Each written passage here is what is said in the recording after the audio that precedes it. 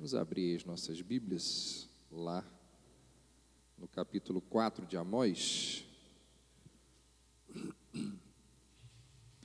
Nós vínhamos expondo aí os capítulos iniciais, depois demos uma parada. Serginho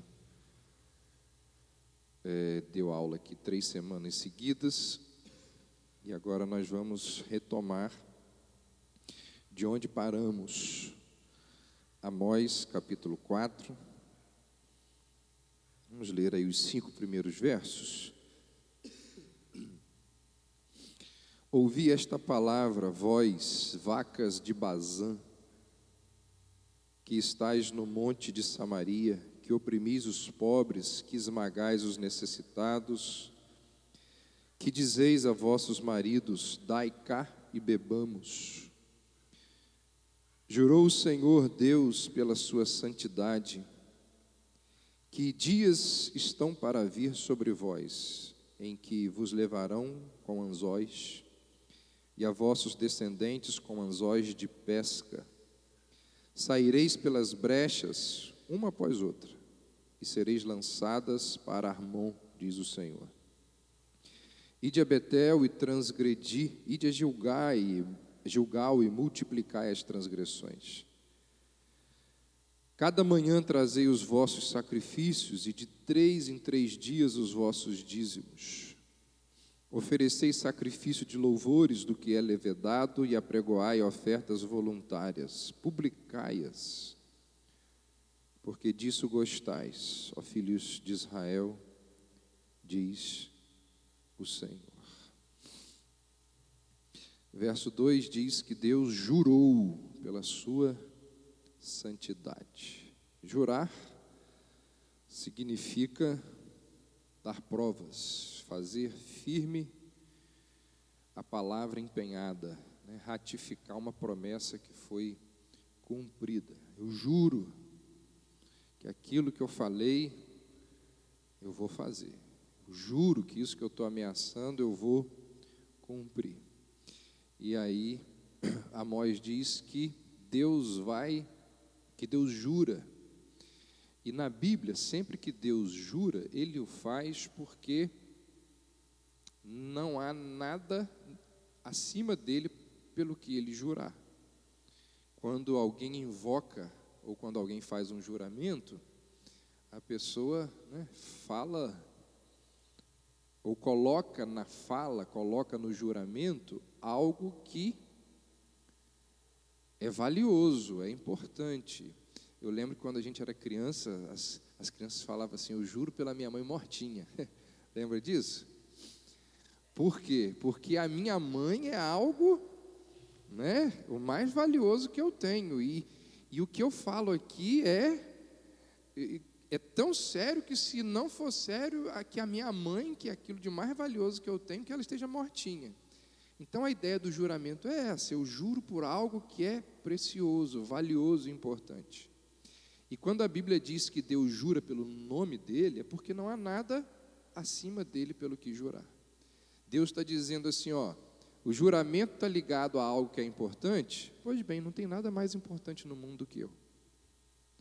Então Amós diz que Deus jurou por ele mesmo, assim que a Bíblia fala sobre quando Deus faz juramento. E no caso aqui, Deus jura pela sua santidade, diz Amós.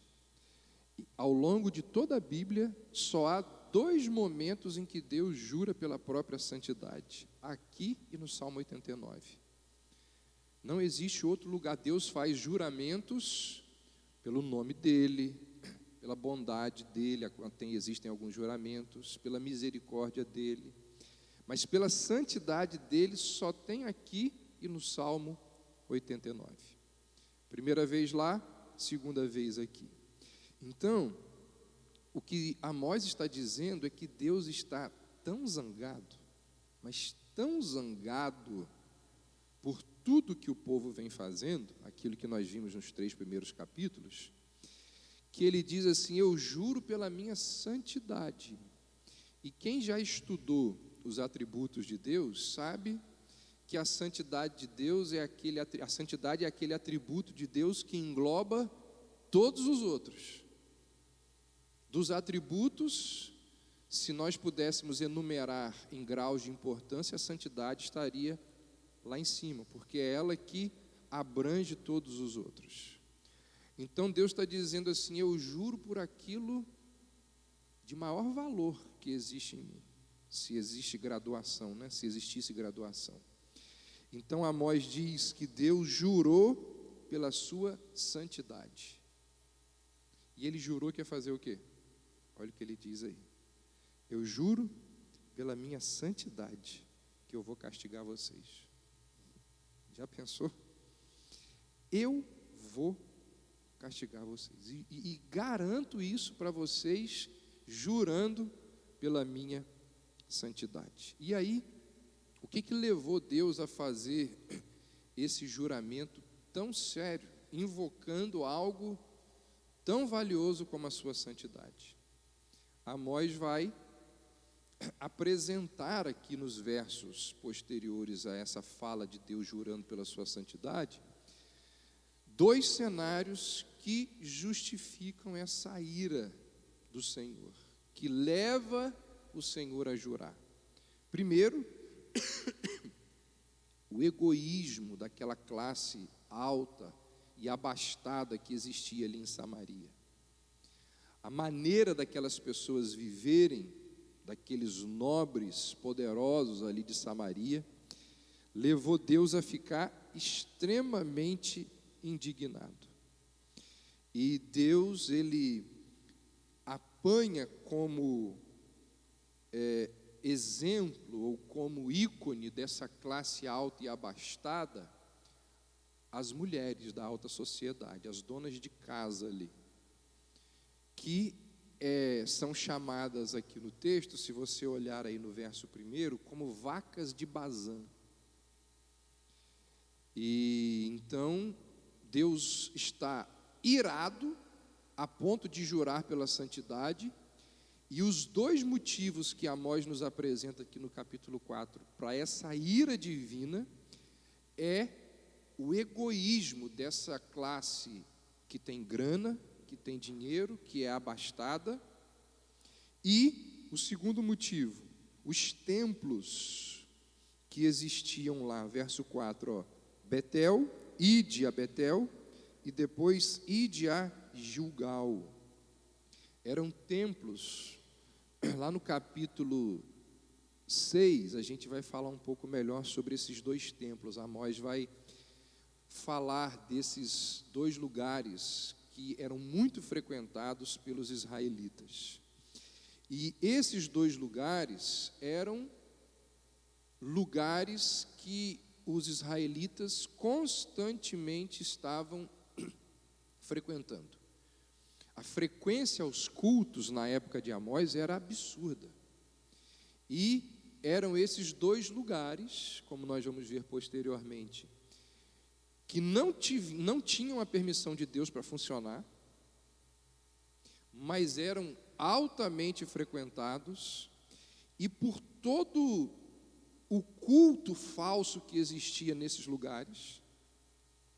Na verdade, o lugar não era permitido, porque o culto tinha que ser lá em Jerusalém, não podia ser em Betel, não podia ser em Gilgal, mas como houve um racha no reino, 2 tribos ao sul, 10 tribos ao norte, o rei do norte, vendo o pessoal indo lá para o sul adorar, falou: se eles forem para lá, eles vão ficar lá. Se eles forem para lá, eles vão dar ouvidos ao rei de lá. Então eu vou fazer 2 santuários aqui. E fez nessas 2 cidades famosas na história de Israel, a gente vai ver depois por quê, para o povo não precisar ir para lá.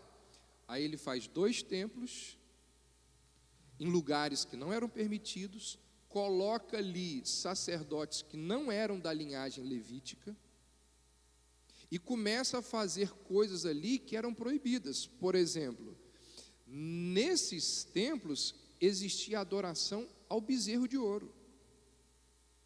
O rei manda os sacerdotes levantar 2 bezerros de ouro, um em cada lugar, e vira para o povo e diz assim: foram esses bezerros que tiraram vocês da terra do Egito. É o que Amós vai tratar daqui a pouco, mais lá na frente. Mas aqui ele já explica por que Deus está irado a ponto de jurar pela própria santidade que vai castigá-los. Então, a maneira egoísta com a qual aquela sociedade abastada, rica, tratava as demais pessoas, e o culto hipócrita, mentiroso que eles ofereciam a Deus. Então foram essas duas questões que atraíram sobre o povo o olhar zangado de Deus, a ira divina direcionada a eles. A gente vai olhar aqui mais detalhadamente essas duas questões hoje. Então vamos lá. Aí no verso 1, Amós fala das vacas de Bazã. É o primeiro julgamento primeiro juramento é dirigido a essas mulheres que moravam ali em Samaria, que era a capital do reino do norte. Quem eram essas mulheres? Os capítulos anteriores mencionaram algumas vezes essas mulheres.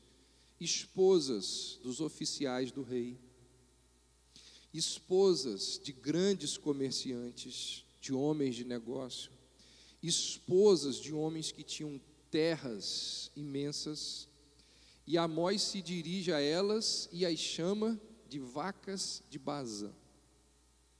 Essa expressão que Amós utiliza pode soar aos nossos ouvidos como algo assim vulgar, porque na nossa cultura chamar uma mulher de vaca tem um sentido pejorativo, tem um sentido até vulgar. Só que naquela época ali, naquele contexto, naquela cultura, não tem nada a ver com o sentido de vaca dos nossos dias. Quando se chama uma mulher de vaca nos dias de hoje, não tem nada a ver com o chamar uma mulher de vaca naquela época. Naquela época, a comparação aqui, pelo contrário, é um elogio. É para falar daquelas mulheres gordas. E assim, na nossa cultura, gordura não é bem visto. Mas naquela época, gordura era muito bem visto. Porque era sinal, sabe de quê? De recurso para poder comprar alimento e comer. Era sinal de que a pessoa obesa, ela não trabalhava, porque as pessoas que trabalhavam muito, queimavam muitas calorias e não tinham condições de muitas vezes comprar alimentos. A pessoa gorda naquela época era uma pessoa que tinha muito recurso. Então, a vaca trazia esse sentido de gente gulosa, gananciosa e até mesmo bonita. Então, é nesse sentido que Amós usa essa palavra vaca para aquelas mulheres. Ele está dizendo assim: vocês mulheres bonitas, cheias de dinheiro, capazes, de ter uma vida tão tranquila, que vocês têm até gordura.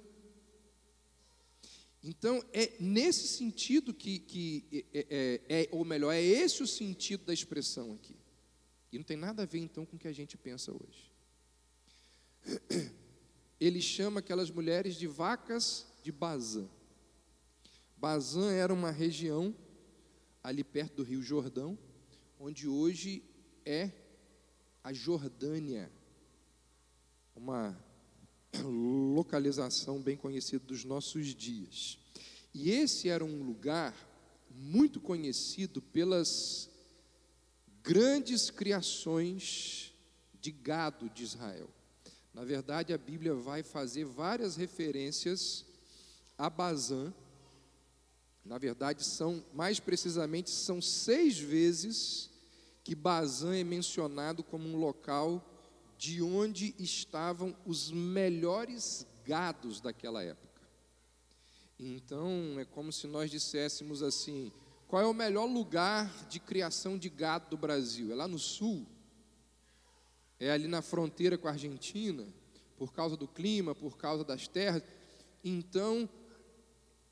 a A Bazã dos nossos dias seria aquela região ali. Uma falou aqui, a outra respondeu lá, vocês viram, né? Estão se comunicando. Então, o que Amós está dizendo é o seguinte, olha, quando ele fala de Bazã, Bazã é esse lugar, conhecido por essa quantidade enorme de rebanhos. Então Amós diz assim, não só elas são vacas, mas elas são vacas da melhor região. Então é essa referência que Amós faz a essas mulheres. E aí, vale a pena a gente lembrar de uma informação que nós já passamos aqui algumas vezes. Amós, ele é um boiadeiro, ele é um criador de gado. Ele é alguém que conhece o que está falando, ele está familiarizado com tudo isso aqui. Então, nos pastos daquela região, ele conhecia aquelas vacas gordas, reluzentes, satisfeitas. Então ele apanha aquela imagem que é própria do contexto dele. Isso é muito interessante de perceber na linguagem dos profetas. Os profetas, eles usam linguagem do seu contexto, da sua realidade para transmitir uma verdade. Era o que Jesus também fazia. Jesus chamava os ouvintes dele a ouvi-lo com parábolas que lhes eram conhecidas, com figuras que lhes eram conhecidas, acessíveis a ele. Ele falava de coisas que lhes era comum. Então Amós fala de algo que lhe é comum. Ele diz, vacas de Bazã. E aí então ele está lembrando dessas mulheres, da nobreza de Samaria. Ele resolve então falar dessa vida opulenta, dessa vida de muito recurso que a alta sociedade tem, e em detrimento, né, das pessoas pobres ali. E aí então ele menciona, ou ele pega uma figura dessa alta sociedade, que são as mulheres, que viviam para o próprio prazer, que viviam rodeadas de luxo, cheias de deleite. E então ele chama essas mulheres de vacas de Bazã. Se você olhar aí no capítulo 3, finalzinho do capítulo 3, na verdade, o último verso do capítulo 3, o verso 15, Amós já tinha denunciado, na verdade, ele acaba de denunciar o fato de que esse pessoal vivia em casas extremamente luxuosas, em mansões. Olha ele aí, ó. Olha o que ele diz aí no verso 15: derrubarei a casa de inverno, juntamente com a casa de verão, as casas adornadas com camas de marfim, e as grandes casas terão fim, diz o Senhor. Então são casas altamente luxuosas. Nós vimos isso quando estudamos essa passagem aqui. Para se ter uma cama de marfim, naquele contexto, naquela localização, era preciso investir muita grana, não é? Às vezes a gente entra em umas casas e ali a gente vê algumas coisas que só aquilo dali a gente imagina assim, nossa, quanta grana. É uma cama de marfim. E aí, eram nessas casas luxuosas, extremamente luxuosas, que essas mulheres viviam do seu luxo, do seu prazer, voltada apenas para a satisfação dos seus desejos. E o que Amós diz aqui, pelo que ele fala, essas mulheres, elas eram insaciáveis. Elas viviam do luxo e ficavam ali instigando os seus maridos a comprar mais e mais e cada vez mais. Queriam viver de festa em festa, desfrutando do bom, do melhor de tudo que existia. E aí, os maridos, instigados por essas mulheres, por suas esposas, eles buscam aumentar a renda familiar para poder manter o luxo dessas mulheres. E, como a gente pode ver aqui no contexto, a maneira com a qual eles aumentavam os seus recursos para manter o luxo das suas esposas era oprimindo os pobres e os necessitados. Então vocês se lembrem de quem que nós estamos falando: dos oficiais do rei, dos oficiais de justiça do palácio, de grandes proprietários de terra, dos grandes comerciantes. Então, de onde vinha todo esse dinheiro para manter e satisfazer a demanda dessas mulheres insaciáveis? Amós diz: da opressão do pobre, da retenção dos salários, do aumento dos impostos, de meios pelos quais a renda pudesse aumentar para atender as demandas dessas mulheres que eram insaciáveis. E aí Amós diz que Deus vai trazer castigo sobre as vacas de Bazã. Olha aí no verso 2. Jurou o Senhor Deus pela sua santidade, que dias estão por vir, em que eles vos levarão com ganchos e a vossos descendentes com anzóis de pesca. Perceba que Deus agora muda de figura. Ele não fala mais da vaca, ele fala do peixe. Naquele tempo, os povos orientais, eles eram conhecidos pela sua enorme brutalidade em contextos de guerra. Guerra corporal. Ontem a gente estava conversando com algumas pessoas que hoje em dia as guerras são muito Nutella, usando uma linguagem dos dias de hoje. As guerras são com drone. Não são como antigamente, onde a luta corporal era comum. E as guerras com lutas corporais eram, assim, coisas, né, que despertavam os instintos mais primitivos dos seres humanos.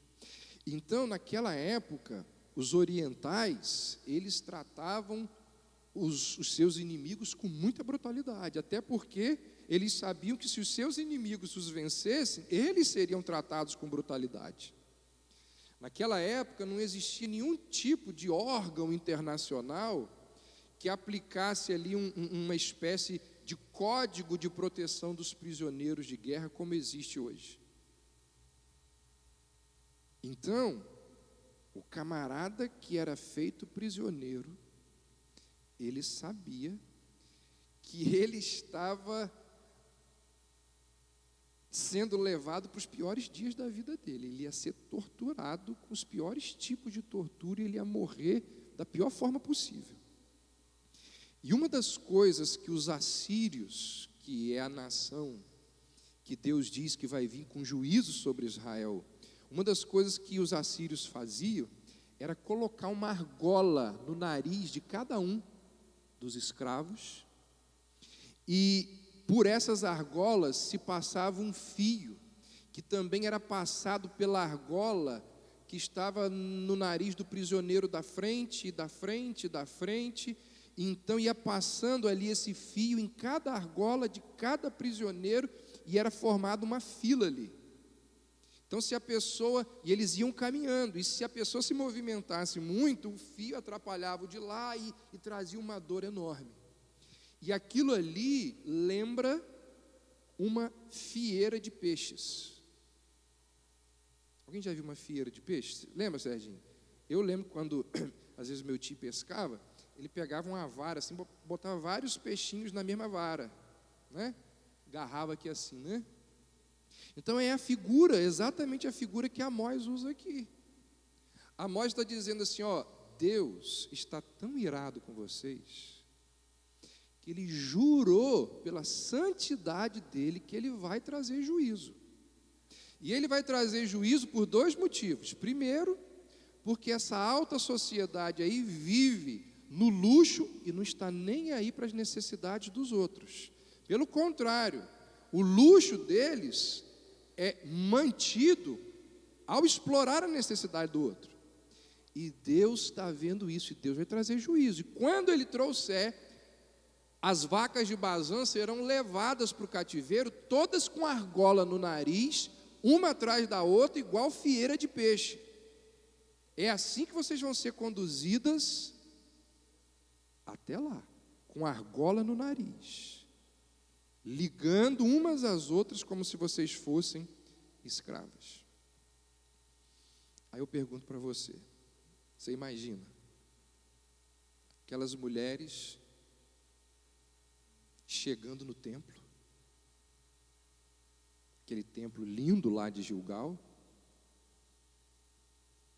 descendo da sua Land Rover, com aquelas roupas lindíssimas,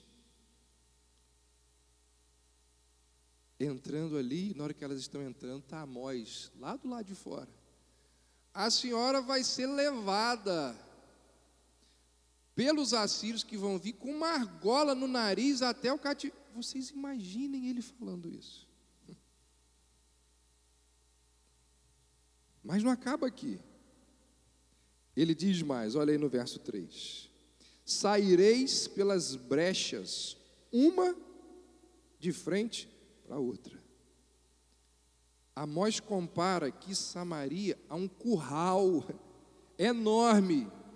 Ele diz, olha, Samaria é um curral, as vacas estão todas lá dentro, o inimigo vai vir destruir as muralhas de Samaria, vai abrir brechas e tirar as vacas lá de dentro, todas elas enfileiradas. E aí ele diz, e sereis lançadas para Armon. Armon é um local que os arqueólogos e os historiadores não conseguem identificar com precisão. E os comentaristas bíblicos dizem que esse aqui é um dos enigmas do livro de Amós, a localização desse local aqui para onde vão ser levadas as vacas de Bazã.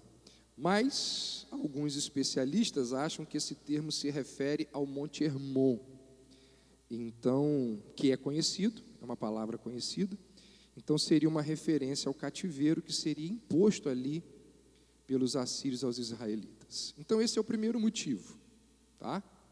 Esse é o primeiro motivo pelo qual Deus vai trazer juízo sobre aquela nação, o luxo daquela alta sociedade que não se importa, e não é que apenas não se importa, mas ele mantém o luxo explorando a classe menos abastecida.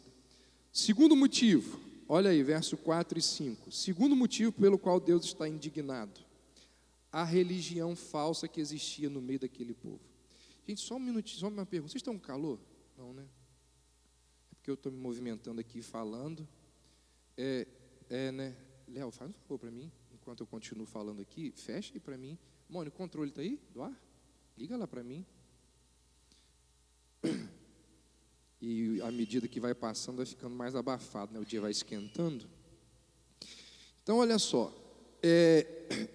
Primeiro ele chama aquelas mulheres de vacas de Bazã. Agora ele diz o seguinte, olha aí, verso 4 e 5.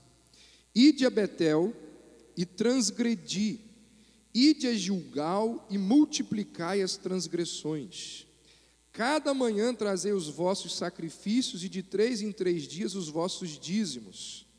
Ofereceis sacrifício de louvores do que é levedado e apregoai ofertas voluntárias, publicai-as, porque disso gostais, ó filhos de Israel, diz o Senhor. Existe aqui um tom de sarcasmo de Amós aqui, porque os profetas, geralmente, quando eles convocam o povo para vir para um lugar de adoração, os profetas dizem assim, venham adorar a Deus, venham servir a Deus. Mas o que Amós diz aqui, não sei se você percebeu na hora que eu estava lendo, Amós não chama o povo para vir adorar a Deus. Amós chama o povo para quê? Você ouviu aí? Olha aí o que ele diz. Venham fazer o quê? Transgredir. Venham para o santuário transgredir. Vocês não querem fazer mais coisas erradas? Venham. Então Amós aqui, ele está chamando o povo, quando ele fala assim, venha transgredir, a gente não imagina isso, né? Vamos lá na igreja para a gente pecar. Quem pensa isso?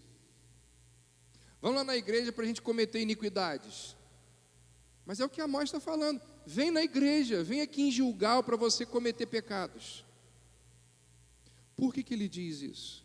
De forma sarcástica e irônica. Ele diz isso porque ele fala assim, o culto que vocês prestam a Deus é um culto hipócrita, mentiroso, falso. E o que vocês fazem quando chegam no culto é iniquidade. O que vocês fazem quando se ajuntam é perversidade. Então é como se Deus estivesse dizendo, vocês pensam que isso que vocês estão fazendo no culto, aqui nesses templos, é verdadeiro? Vocês realmente acham que vocês estão cultuando a mim? O que vocês fazem aí quando vocês se ajuntam é pura transgressão. O culto de vocês, do início ao fim, é pecado. Então ele está falando de forma sarcástica, quando ele diz, ide a Betel e transgredi, ide a Gilgal e multiplicai as transgressões. E como eu disse há pouco, os israelitas vinham e lotavam os templos mesmo. Mas o que Amós está fazendo aqui é retratando um fato do que acontecia. As pessoas, elas traziam, não sei se você observou quando eu li, vou chamar a sua atenção de novo aqui. As pessoas traziam animais todas as manhãs. Todas as manhãs. Isso aqui é algo que eles estão fazendo além daquilo que era exigido. Se você observar aí, olha o final do verso 4. De 3 em 3 dias, eles fazem o quê? Eles entregam os dízimos. Gente, você já pensou nisso? Obviamente que naquela época, não havia o sistema de receber salário no final do mês, como acontece com grande parte dos brasileiros. O dízimo daquela época dependia do nascimento dos animais ali do rebanho. E a lei de Moisés, por causa disso, a lei de Moisés exigia que o dízimo deveria ser entregue anualmente. A pessoa entregava o dízimo uma vez por ano. E existia também o dízimo a cada 3 anos, que era um outro tipo de dízimo. Amós está dizendo que eles entregavam o dízimo a cada 3 dias. Eles estavam fazendo muito mais do que a lei exigia. Amós diz assim, vocês estão fazendo coisas impressionantes, além do que a lei pede, mas ainda assim vocês estão completamente longe de Deus. Os dízimos, as ofertas que vocês estão oferecendo, é pura transgressão, puro pecado. Por quê? Porque a pessoa que está trazendo o dízimo a cada 3 dias é o marido da vaca de Bazã que oprime o pobre para poder manter o luxo da vaca de Bazã. E Amós diz assim, esse dízimo que você traz é manchado de sangue, eu não quero isso. Esse dízimo que está sendo colocado aqui é resultado da opressão do pobre, eu não quero isso. O que Amós está lembrando aqui? De um princípio bíblico extremamente importante. De que sempre existiu relação entre a vida e o culto. Amós está lembrando assim, se você não vive uma vida digna, honrosa e correta, você vem fazer o que na igreja no domingo? O culto e a vida, eles estão relacionados. se a minha vida é dissoluta como a das vacas de Bazã, o meu culto é pecado diante de Deus.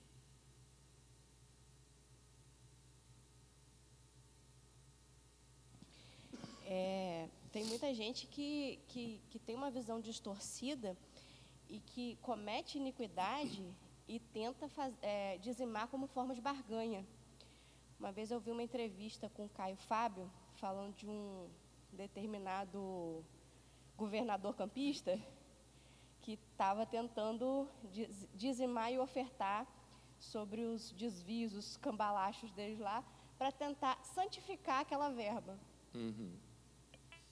Existem os mais diversos motivos errados para dizimar e também para não dizimar. Então, o que Amós está lembrando é esse princípio aqui. Eu posso trazer mais do que me é pedido, eu posso ser extremamente generoso, eu posso fazer mais do que é exigido, mas Deus olha para essas ações e diz: é transgressão. Então, o que a gente precisa lembrar aqui é que não há condenação do dízimo.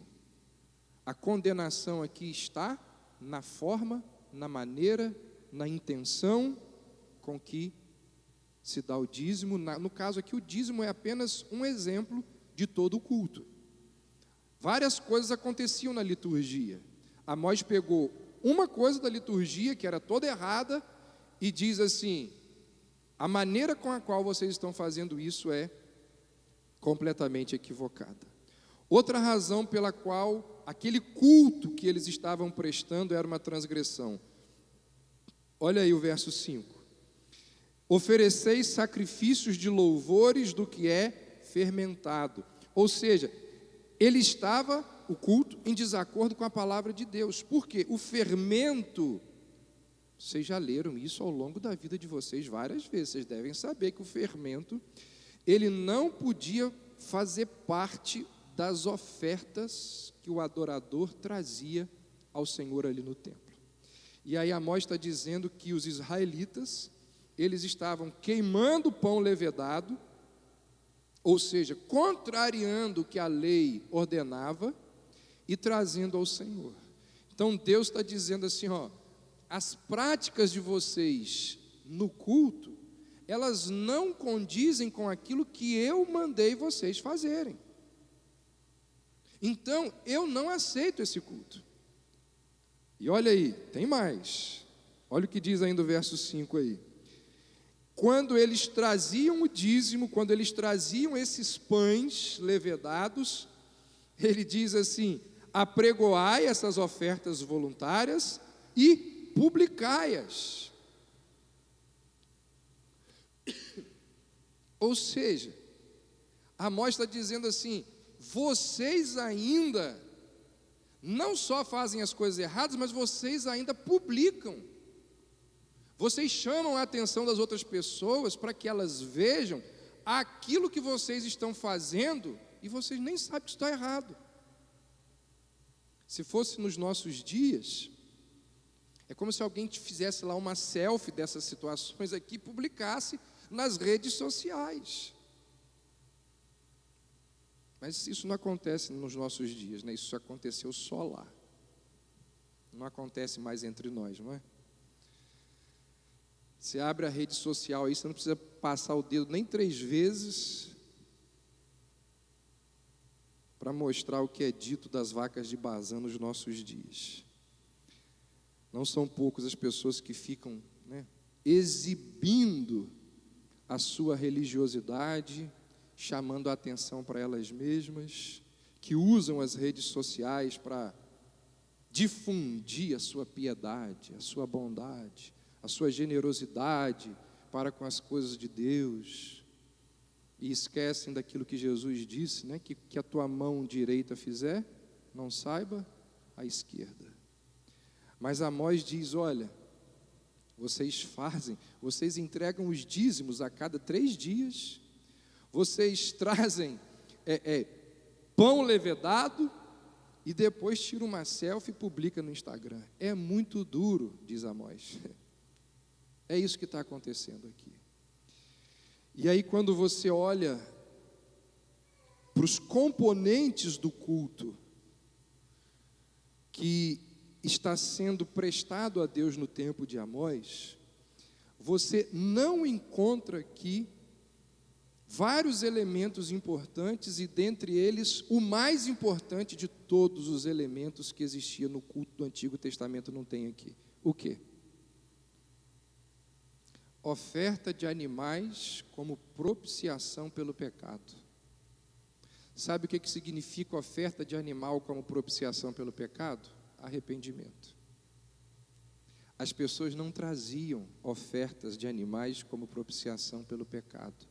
Por qual motivo? Elas não se viam pecadoras.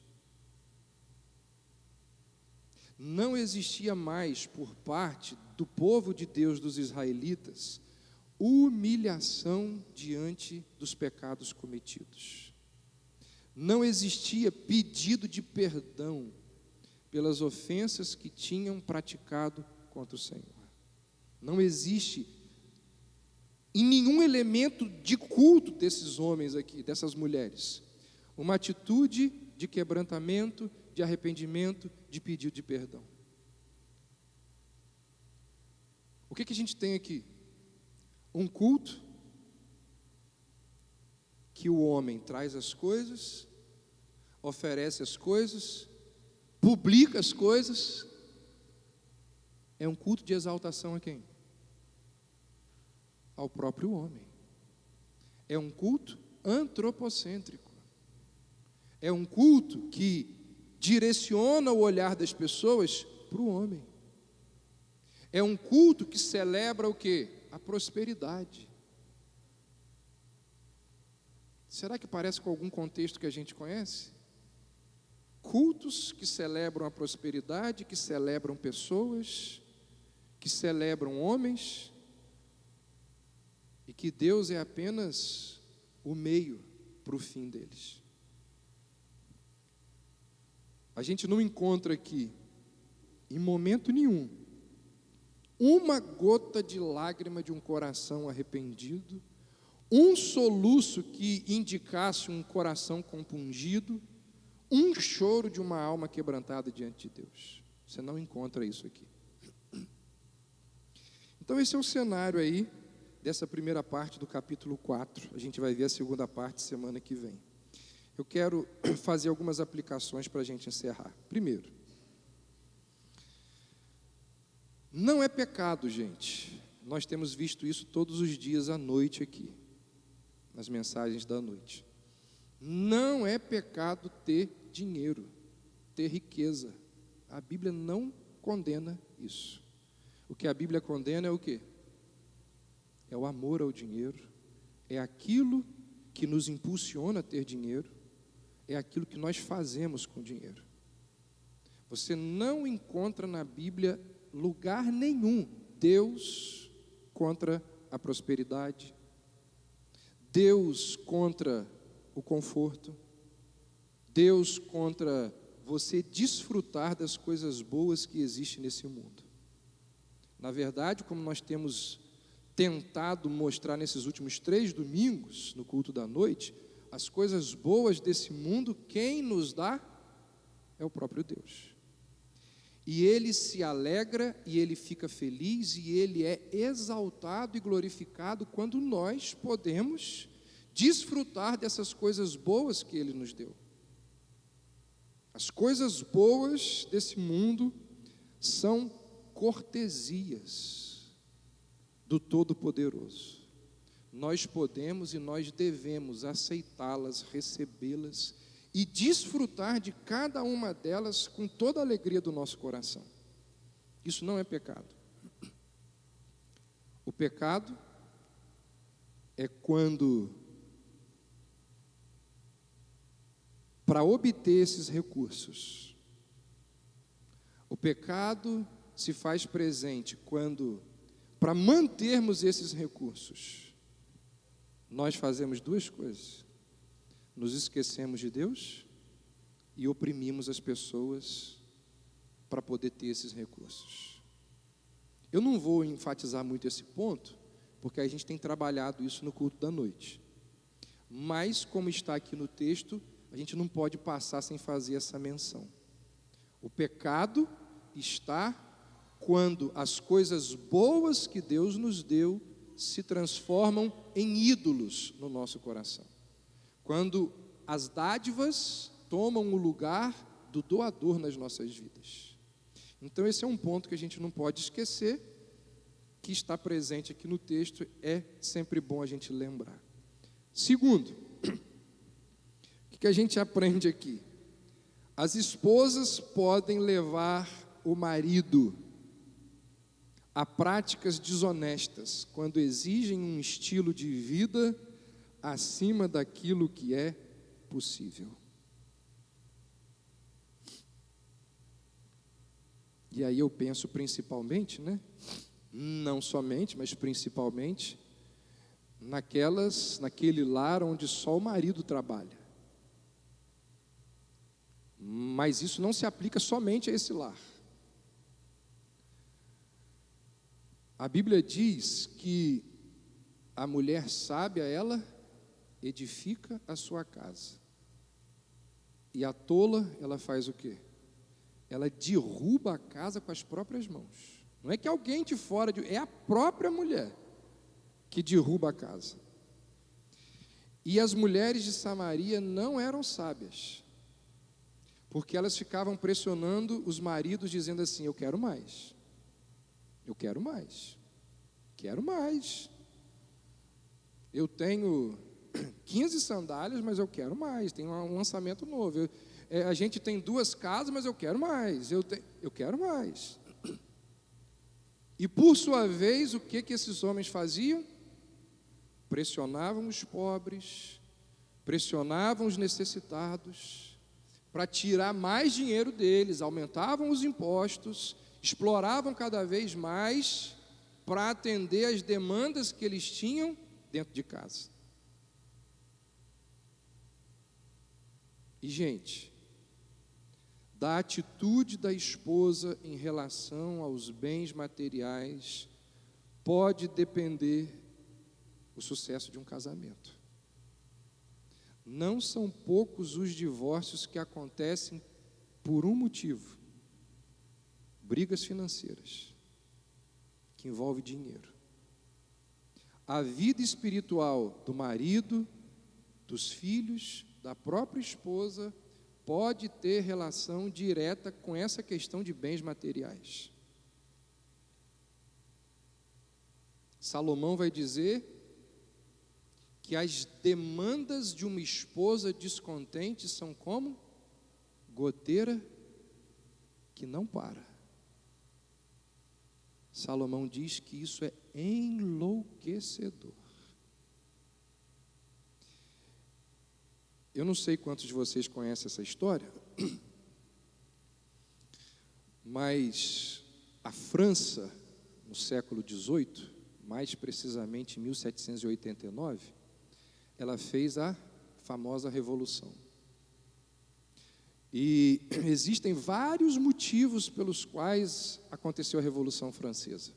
Atuaram juntos.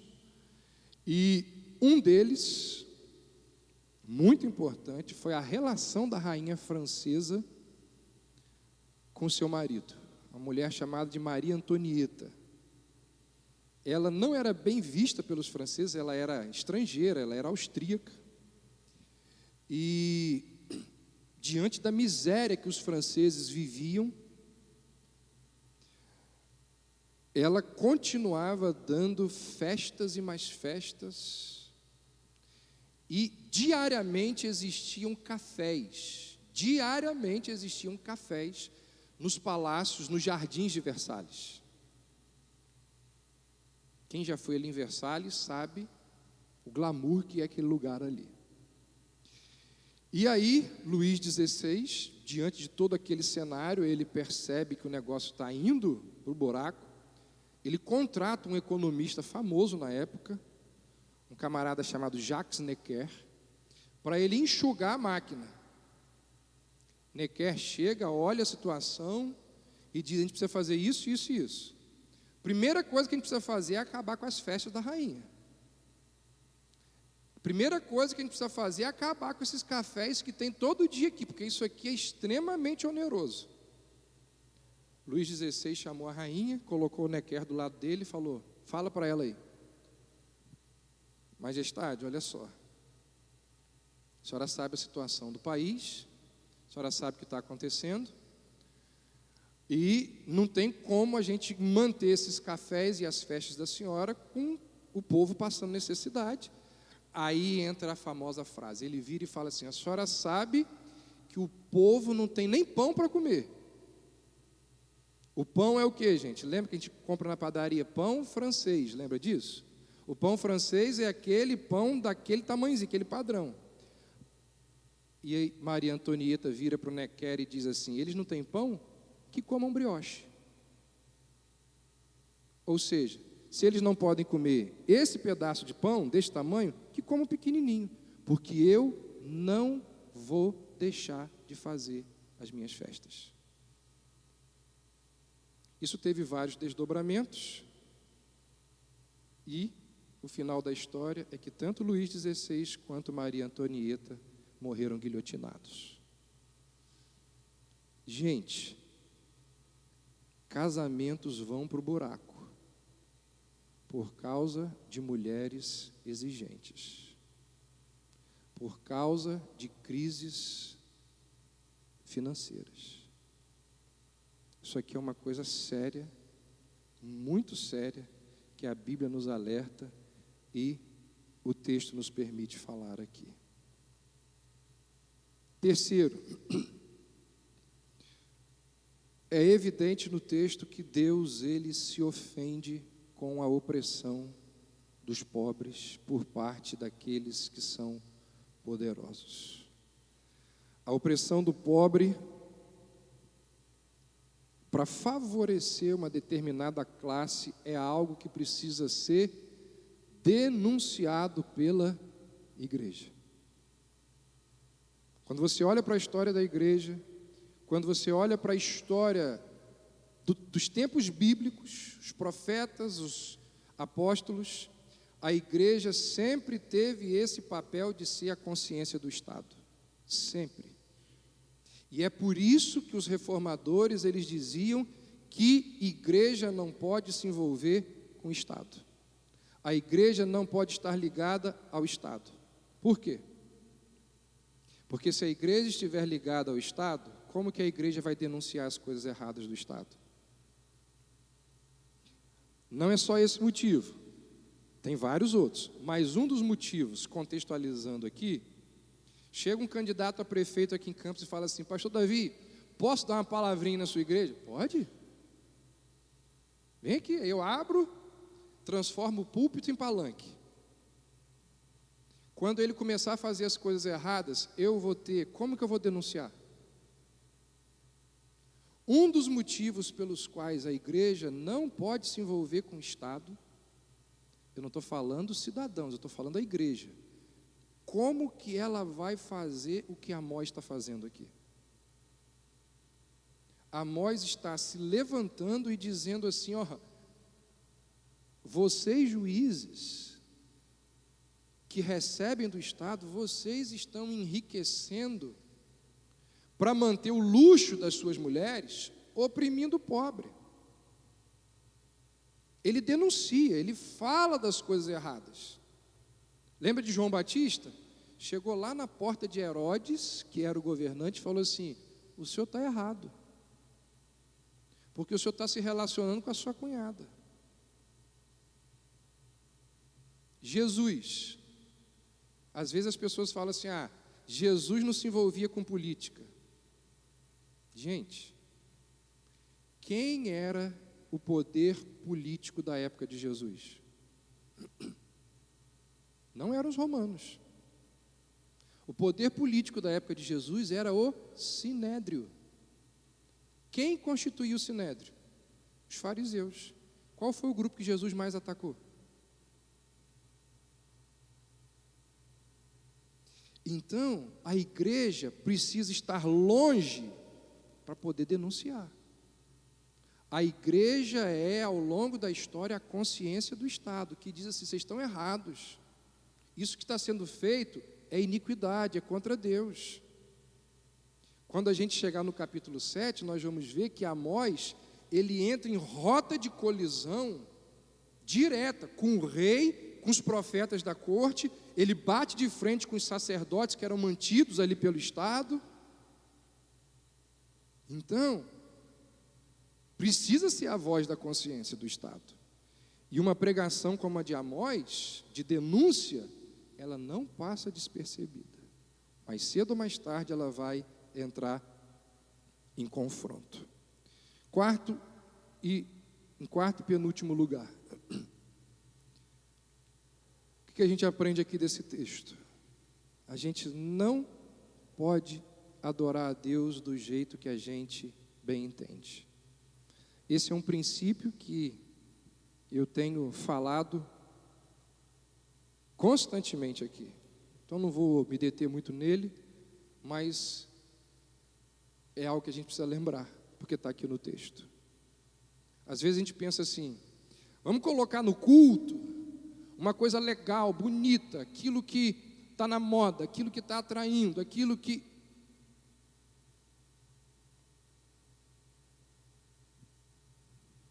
A Bíblia diz que na liturgia, que é liturgia, gente? É o que acontece aqui quando nós estamos reunidos. Na liturgia que leva as pessoas a adorar a Deus, só pode estar presente na liturgia aquilo que a Bíblia prescreve. Muitos evangélicos creem que o Espírito de Deus, ele traz a cada ano, a cada nova geração, novos métodos, novas maneiras, formas de cultuar a Deus. Jeroboão pensou isso também. Jeroboão pegou os bezerros de ouro, colocou-os no templo. Jeroboão construiu o templo onde não podia construir. Jeroboão apanhou sacerdotes que não eram para estar ali, que não eram da linhagem de Levi. E talvez, a gente não sabe, mas pode ser que ele estivesse até bem intencionado, quando ele cria ali aquela nova casta de sacerdotes, quando ele institui um ritual diferente daquele que foi estipulado pela lei de Moisés. Deus vira e diz assim: ó, esse culto que vocês estão fazendo aí em Betel, isso é abominação para mim, isso é tudo pecado, eu odeio isso daí, e eu odeio tanto isso daí que vocês estão fazendo, que eu juro que eu vou trazer castigos, juro pela minha santidade que eu vou castigar vocês, porque vocês estão praticando um culto errado. Com a mesma ira que eu dispenso sobre aqueles que oprimem o pobre para manter um estilo de vida luxuoso, eu tenho ira por quem coloca no culto a mim coisa que eu não deixei. Então, nós não podemos adorar a Deus de qualquer maneira, ou da maneira que a gente deseja, que a gente quer. A Bíblia é muito clara sobre isso.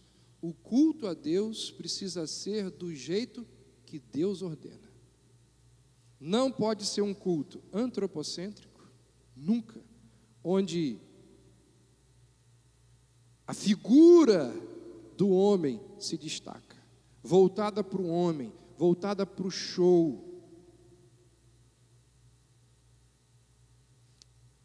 Eu não sei como que era, deve acontecer também em outros lugares, mas você que vem de uma denominação diferente da Batista, mas durante muito tempo na Igreja Batista, e eu digo que eu acho porque eu não frequento outros, mas eu acho, pelo que eu ouço, que ainda acontece hoje. O culto começa, aí começa a chegar alguns pastores, aí o pastor, quando tem um intervalozinho, queria chamar aí o pastor falando de tal para sentar aqui na frente. Já viram isso?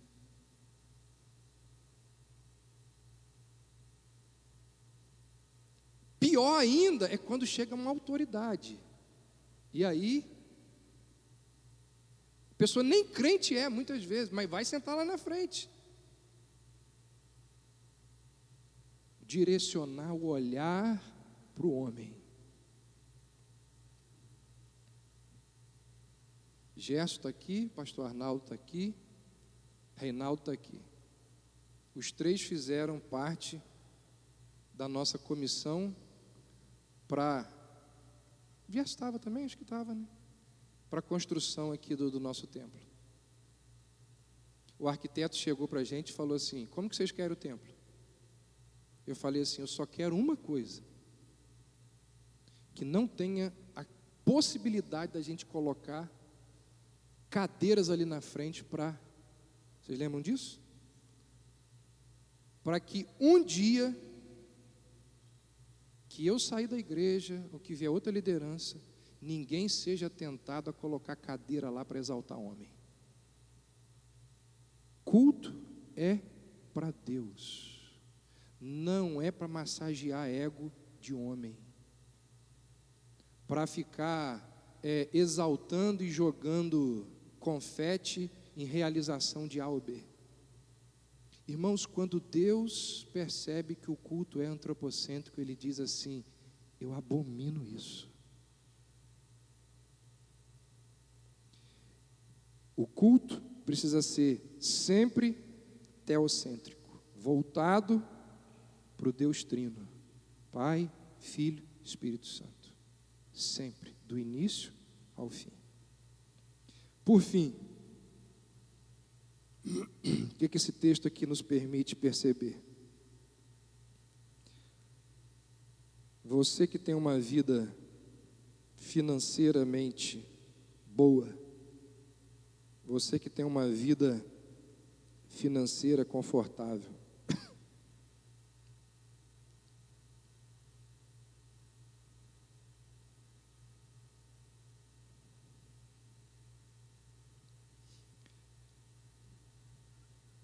agradeça a Deus por isso. Isso é dádiva de Deus, você pode ter certeza disso. Deus, em algum momento, olhou para você e disse assim: eu vou te abençoar. Eu vou te dar recursos para você ter 1, 2, às vezes até 3 carros. Ou ter um carro que tem o preço de 3. Isso é bênção de Deus. Vou te dar uma casa boa. Às vezes alguns têm mais de uma casa. Você não tenha dúvidas de que isso é bênção de Deus. Pastor, e eu que não tenho uma casa, 2, 3 casas? Pois é. Deus não me abençoa? Abençoa sim. Agora, Deus dá mais a uns do que dá a outros. Por quê? A Bíblia não diz. A Bíblia diz que Deus é mais gracioso com uns do que com outros. Mas há um jeito de você também parar e pensar. Você já pensou se você fosse um cristão na Idade Média? Ao invés de olhar para o outro lá e reclamar, por que você não olha para o contexto que você vive e pensa assim: ainda bem que eu não nasci quando os crentes eram perseguidos. Você já pensou se você nascesse na África do século 17? Por que você acha que você não poderia ter nascido na África do século 17 e ter sido um escravo? Não é? E aí, se você parar para pensar, eu não tenho os dados específicos aqui, mas eu lembro de algo assim: se você tem dentro da sua casa uma geladeira, fogão, uma casa própria, eu nem lembro qual era lá o valor da casa própria que essa pesquisa mostrou. Você é mais rico, geladeira, fogão e uma casa própria. Você é mais rico que 75% da população mundial. Então, o que eu quero dizer para você é o seguinte: você que tem uma vida financeira confortável, não permita que o conforto e o prazer tirem de você a oportunidade de abençoar pessoas que são mais necessitadas. Abra os seus olhos para a necessidade daqueles que estão ao seu redor. Seja generoso. Seja generoso com os outros na mesma proporção que Deus tem sido generoso com você. Então olhe para a sua vida, olhe para a sua realidade e veja onde que eu tenho abençoado pessoas menos favorecidas. Isso faz parte da fé cristã. E isso deve ser feito como expressão de gratidão a esse Deus que deu a você o privilégio de ter uma vida confortável. Seja generoso, compartilhe, abra não apenas o seu coração, abra também o bolso para aquele que é necessitado. É o que Amós está dizendo aqui. Não é errado, não é pecado ter recursos. Pelo contrário, é bênção de Deus. Mas a partir do momento que o egoísmo e a avareza me impedem de abençoar o reino de Deus, de abençoar o necessitado, é sinal de que aqueles recursos se transformaram em ídolos no meu coração. Então que Deus use essa palavra para nos despertar, nos ajudar diante de todo esse cenário que foi descrito aqui. Alguém quer perguntar alguma coisa? Falar alguma coisa?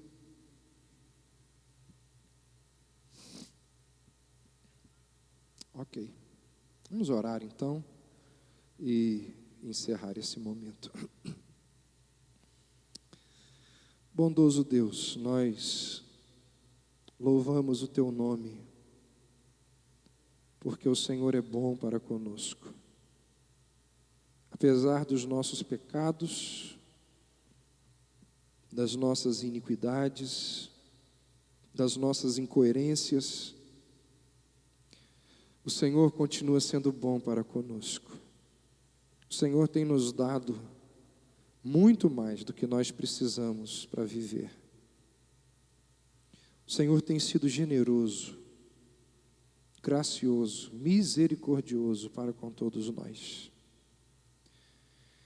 E nós te pedimos que